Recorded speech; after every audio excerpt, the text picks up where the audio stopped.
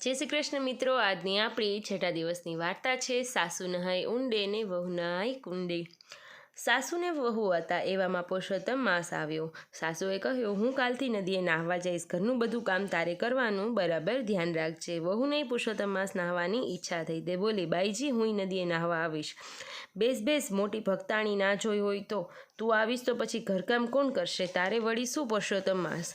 પુરુષોત્તમ માસ શરૂ થયો। સાસુ નદીએ નાહવા જાય, વહુ બિચારી ભગવાનનું સ્મરણ કરતી ત્રાંબા કુંડીમાં પાણી લઈને નાહવા બેઠી। તે બોલી, ભગવાન મન હોય તો ચંગા, ઘરે બેઠી ગંગા।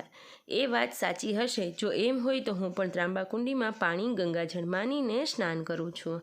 ત્યાં નદીએ નાહતા નાહતા સાસુના હાથથી વીંટી નીકળી ગઈ અને ઊંડા પાણીમાં ખોવાણી। ઘણીવાર ખોળી અને એટલામાં બધા પાણીમાં ક્યાં જડે।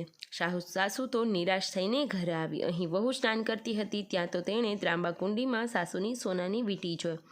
તે સાવ ભોળી હતી, તેને થયું સાસુજીના હાથે દેગડામાં પડી ગઈ હશે। સાસુ નાહીને ઘરે આવ્યા એટલે વહુએ વીંટી આપીને કહ્યું, મને ત્રાંબા કુંડીમાંથી જડે। સારું થયું, લાવ કહ્યું ને સાસુએ વીંટી આંગળીએ ચડાવી દીધી। બીજે દિવસે પણ કૌતુલ થયું। સાસુ નાતી હતી ને ગળામાંથી હાર તૂટી ગયો ને નદીમાં ખોવાણો। સાસુનો તો જીવ કપાઈ ગયો જાણે। બીજા દિવસે પણ વહુને ત્રાંબા કુંડીમાંથી હાર જડ્યો। સાસુ ઘરે આવતા જ વહુને કહ્યું, બાઈજી લો આ હાર, મને ત્રાંબા કુંડીમાંથી જડ્યો। સાસુને શંકા થઈ, તેનું મન ચકરાવી ચડ્યું। તેને થયું, જરૂર વહુ ડાકણ છે, નદીમાં ખોવાયેલી વસ્તુ તેને ત્રાંબા કુંડીમાંથી ક્યાંથી મળે?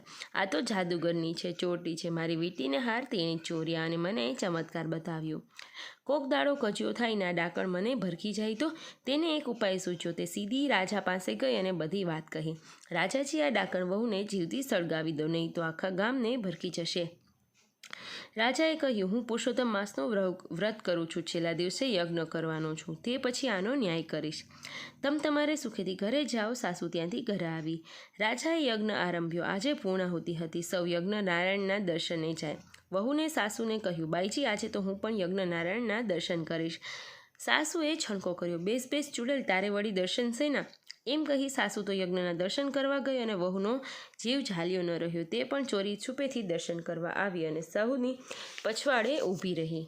યજ્ઞમાં પૂર્ણાહુતિ આપતા ચતુર્ભુજધારી ભગવાન યજ્ઞનારાયણ પ્રગટ થયા અને સહુ પછવાડે ઊભેલી વહુને આશીર્વાદ અને દર્શન દીધા।